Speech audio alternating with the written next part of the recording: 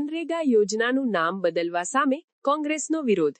નર્મદા જિલ્લાના ગાંધીજી ચોક ખાતે પ્રતીક ઉપવાસ યોજાયા. ગુજરાત પ્રદેશ કોંગ્રેસ સમિતિના પ્રમુખ અમિતભાઈ ચાવડાની સૂચના અનુસાર તેમજ નર્મદા જિલ્લા કોંગ્રેસ સમિતિના પ્રમુખ રણજીતસિંહ દિનેશભાઈ તડવીની આગેવાનીમાં મનરેગા યોજના, જે નામ બીજેપી સરકાર દ્વારા બદલવામાં આવ્યું છે, તેના વિરોધમાં એક દિવસીય પ્રતીક ઉપવાસ અને પ્રતિકાત્મક વિરોધ પ્રદર્શન કાર્યક્રમ નર્મદા જિલ્લાના ગાંધીજી ચોક ખાતે આયોજિત કરવામાં આવ્યો. કાર્યક્રમમાં નર્મદા જિલ્લા કોંગ્રેસ સમિતિના પ્રમુખ રણજીતસિંહ દિનેશભાઈ તડવી, પૂર્વ પ્રમુખ પ્રફુલ્લ પટેલ, ઉપપ્રમુખ માલવ બારોટ, ઉપપ્રમુખ રોહિત પટેલ, તાલુકા પ્રમુખો, જિલ્લાના હોદ્દેદારો, દરેક ફ્રન્ટલના પ્રમુખ અને કોંગ્રેસ પક્ષના કાર્યકરો તેમજ આગેવાનો હાજર રહ્યા હતા.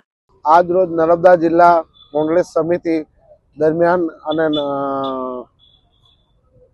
ગુજરાત પ્રદેશના આદેશ અમિત ચાવડા સાહેબના એના આદેશથી મનરેગાનું નામ બદલીને જી રામજી કરવામાં આવ્યું છે. એના વિરોધ પ્રદર્શનમાં ધરના પ્રોગ્રામ નર્મદા જિલ્લાની અંદર થઈ રહ્યો હતો.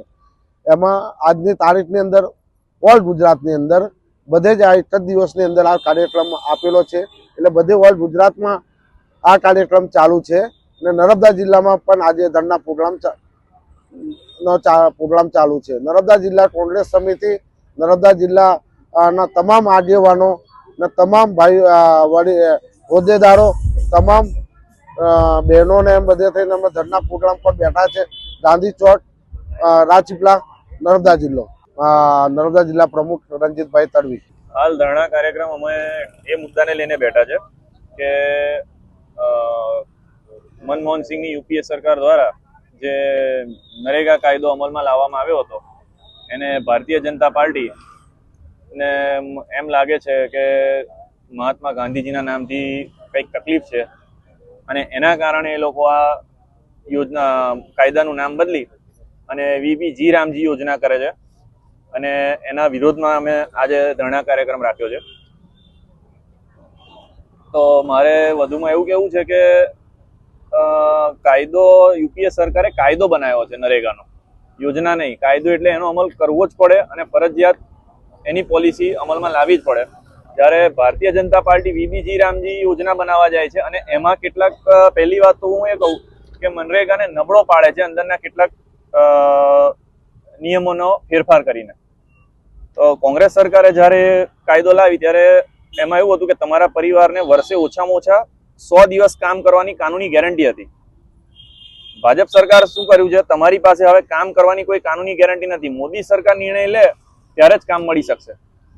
બીજું કે જે તે કેન્દ્ર સરકાર પર તેનો બોજો 10% જ હતો, જે વધારીને હવે 40% કરી દીધો છે. એટલે કે ચાલુ સરકાર, ભારતીય જનતા પાર્ટીની સરકાર જે રાજ્યોમાં ન હોય એ લોકો એ રાજ્યોને કોઈ પણ રીતે આડકતરી રીતે હેરાન કરી શકે એના કારણે. અને બીજું કે જે તે રાજ્યો પર 40% બોજો, મતલબ 30% વધારે બોજો આવી જશે.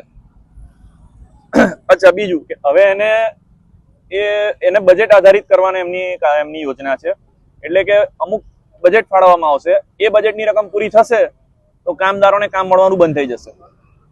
જ્યારે યુપીએ સરકાર આ કાયદો લાવી તે વખતે ફરજિયાત રૂપે કામ આપવું જ પડે કોઈ મજદૂર કામ માંગે તો, એ નિયમ હતો. એટલે કે કેટલાક આવા નિયમોમાં અંદર ફેરફાર કરીને કાયદાને નબળો પાડી અને સરવાળે બંધ કરવાની નીતિ છે, જેમાં નુકસાન નાના મોટા સ્થાનિક જે મજદૂરો, કામદારો કામ કરે છે એ પરિવારોને છે. રાજ્યમંત્રી ઈશ્વર પટેલે કોંગ્રેસને કહ્યું કે જી રામજીથી તમને તકલીફ છે. ઈશ્વર પટેલ સાહેબે જે કહ્યું જી રામજીની વાત કરી, તો તકલીફમાં સીધી વસ્તુ એ છે કે હું એવું વિચારું છું કે જેમ કે યુપીએ સરકાર હતી અને કોંગ્રેસ સરકાર હતી, તો એમણે 30 યોજનાઓ અમલમાં લાવી છે સરકાર. હાલ તમારી ભાજપ સરકાર છે, એનડીએ સરકાર છે, તો તમે કંઈક નવી યોજના અમલમાં લાવો કે જેથી કરીને આમ જનતાને એનો ફાયદો થાય. યોજનાઓના નામ બદલવાનો ખર્ચો જ માત્ર 800 થી 1000 કરોડ છે સાહેબ, જેનો સ્ટેશનરી ખર્ચો 150-200 કરોડ રૂપિયા આવી જાય છે. બીજું કે બ્લોક પર એના છાપકામથી માંડીને દરેક ખર્ચો તમે જુઓ તો એના 700 જિલ્લાના 7000 બ્લોકમાં તમામ રબર સ્ટેમ્પ ને એ બધો સ્ટેશનરી ખર્ચો જોવા જઈએ તો 150-200 કરોડ રૂપિયા. ત્યાર પછી બ્રાન્ડિંગનો ખર્ચ 400 થી 500 કરોડ રૂપિયા, એમ તેમ કરી અને લગભગ 800 થી 1000 કરોડ રૂપિયા એક યોજનાનું નામ બદલવા પાછળનો ખર્ચો થાય છે. એ કોના પૈસા વેડફાય છે? આમ જનતાના પૈસા વેડફાય છે, આપણા ટેક્સના પૈસા વેડફાય છે. એવી તો 30 યોજનાઓના નામ બદલેલા છે સાહેબ ભાજપ સરકારે. તો ભાજપ સરકારને કોઈ બીજો હેતુ સિદ્ધ નથી કરવો. ભાજપ સરકારનો હેતુ એક જ છે કે કોંગ્રેસે બનાવેલી યોજનાને નામ બદલી અને પોતે એમને નામ કમાવવું છે.